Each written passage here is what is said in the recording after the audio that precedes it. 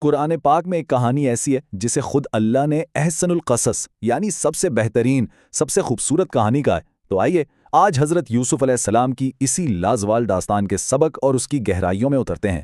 اچھا، اس کہانی کی ایک بہت ہی دلچسپ بات یہ ہے کہ یہ کیسے ایک اور عظیم پیغمبر حضرت موسیٰ علیہ السلام کی کہانی کے ساتھ ساتھ چلتی ہے۔ دیکھیے، قرآن ایک نبی یعنی حضرت یوسف کے ذریعے والد کے کردار کو اجاگر کرتا ہے اور دوسرے نبی حضرت موسیٰ کے ذریعے والدہ کے کردار کو۔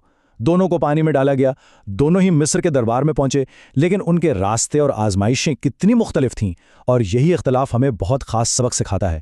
تو کہانی کا آغاز ہوتا ہے، لیکن یہ صرف ایک خواب سے شروع نہیں ہوتی، بلکہ یہ والدین اور اولاد کے درمیان جو ایک خاص رشتہ ہوتا ہے اس پر ایک گہرے سبق سے شروع ہوتی ہے۔ ذرا سوچئے، حضرت یوسف علیہ السلام نے اتنا بڑا، اتنا عجیب خواب دیکھا تو وہ کس کے پاس گئے؟ اپنے دوستوں کے پاس؟ نہیں، وہ سیدھا اپنے والد کے پاس گئے۔ یہ اعتماد کی ایک بہت بڑی مثال ہے کہ باپ اور بیٹے کا رشتہ ایسا ہو جہاں بچہ اپنی سب سے گہری، سب سے عجیب بات بھی بے جھجک کہہ سکے۔ اور یہیں سے آج کے دور کے لیے ایک بہت بڑا سوال اٹھتا ہے، کیا والدین اور بچوں کے رشتے کی نوعیت اب ویسی ہی ہے؟ کیا کچھ بدل گیا ہے؟ آج کی جو تیز رفتار زندگی ہے نا، اس کی مصروفیات، اس کا دباؤ، یہ اکثر اس اعتماد کی بنیاد کو ہی کمزور کر دیتا ہے جو حضرت یوسف اور ان کے والد کے درمیان تھی۔ جب والدین صرف اصول بنانے والے بن جاتے ہیں، دوست نہیں، تو پھر بچے اپنے راز اور مشورے بھی باہر دوستوں سے ہی لیتے ہیں، گھر میں والدین سے نہیں۔ چلیں اب آگے بڑھتے ہیں اور دیکھتے ہیں کہ یہ رشتہ اور یہ کردار کیسے آزمایا جاتا ہے جب حضرت یوسف علیہ السلام کا سفر انتہائی مشکل موڑ لیتا ہے۔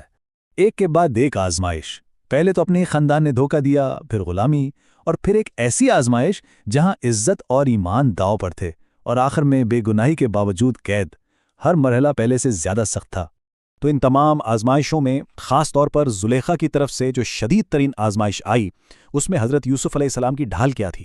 وہ تھی تقویٰ، یعنی اللہ کا خوف اور اس کی موجودگی کا احساس، جو انسان کو ہر برائی سے بچانے والی ایک مضبوط شیلڈ ہے۔ تو اصل بات یہ نہیں کہ آزمائشیں آئیں، بلکہ اصل بات یہ ہے کہ حضرت یوسف علیہ السلام نے ان آزمائشوں کا جواب کیسے دیا۔ یہی وہ رد عمل ہے جو ان کے عظیم اخلاقی کردار کو واضح کرتا ہے۔ اب ذرا صورتحال کو سمجھیں۔ آپ بے گناہ قید میں ہیں، سالوں سے بند ہیں، اور وہ شخص جس کی وجہ سے آپ قید میں ہیں، اسی کے بادشاہ کا آدمی مدد مانگنے آئے۔ عام انسان کا رد عمل کیا ہوگا؟ یہی نا کہ میں کیوں بتاؤں، میں تو بے گناہ قید ہوں۔ لیکن انہوں نے اپنی ذات کو ایک طرف رکھ دیا۔ کوئی تلخی نہیں، کوئی شکایت نہیں۔ انہوں نے نہ صرف خواب کی تعبیر بتائی، بلکہ آنے والے قحط سے نمٹنے کا پورا معاشی منصوبہ بھی دے دیا، اور اس کے بعد آنے والی خوشحالی کی امید بھی دلائی۔ یعنی صرف تعبیر نہیں، تدبیر اور بشارت بھی دی۔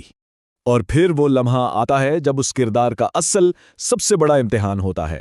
سالوں بعد وہی بھائی ان کے سامنے مدد کے لیے کھڑے ہیں جنہوں نے انہیں کنویں میں پھینکا تھا۔ ان کے الفاظ پر غور کریں۔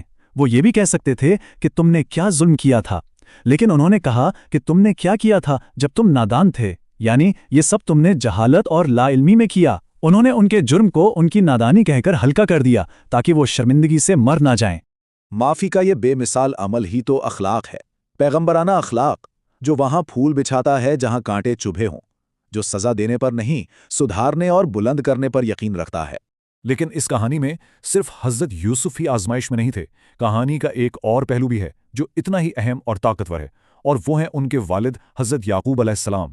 جب بیٹے یوسف کے خون لگی قمیض لے کر آئے تو حضرت یعقوب اپنی دانش سے فوراً سمجھ گئے کہ یہ جھوٹ ہے۔ بھلا کوئی بھیڑیا کسی کے کپڑے اتار کر اسے کھاتا ہے؟ قمیض تو سلامت تھی، مگر اس دھوکے کو جاننے کے باوجود انہوں نے ایک بالکل مختلف راستہ چنا۔ انہوں نے صبر جمیل یعنی خوبصورت صبر کا راستہ اپنایا، اور یہ کوئی ایک دو دن کی بات نہیں تھی، پورے 40 سال۔ ان 40 سالوں میں انہوں نے کبھی اپنے بیٹوں کو تانا نہیں دیا، انہیں خود سے دور نہیں کیا، بلکہ انہیں قریب رکھا اور اپنا سارا غم صرف اور صرف اللہ کے سامنے بیان کیا۔ تو ان دونوں کہانیوں سے، باپ اور بیٹے کی ان طویل آزمائشوں سے، ہمیں ایک مرکزی خیال، ایک بنیادی اصول ملتا ہے۔ اور کردار کی بلندی تو دیکھیے، آخر میں جب حضرت یوسف اپنے والد کو اپنی پوری کہانی سناتے ہیں تو وہ کہاں سے شروع کرتے ہیں؟ جیل سے رہائی کے بعد سے۔ وہ کنویں کا، بھائیوں کے ظلم کا ذکر تک نہیں کرتے، اپنے بھائیوں کی عزت سب کے سامنے رکھ لیتے ہیں۔